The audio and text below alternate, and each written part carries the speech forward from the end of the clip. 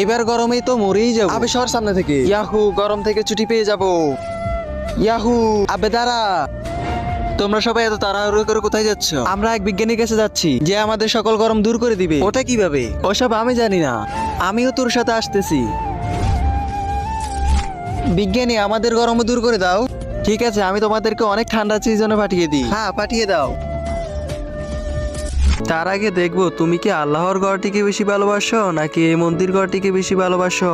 যদি আল্লাহর ঘরটিকে বেশি ভালোবাসি থাকো তাহলে এই ভিডিওটি একটি লাইক করে চ্যানেলটা সাবস্ক্রাইব করে দিবে। আর যদি মন্দির ঘরটিকে বেশি ভালোবাসি থাকো তাহলে কিছু করার দরকার নেই।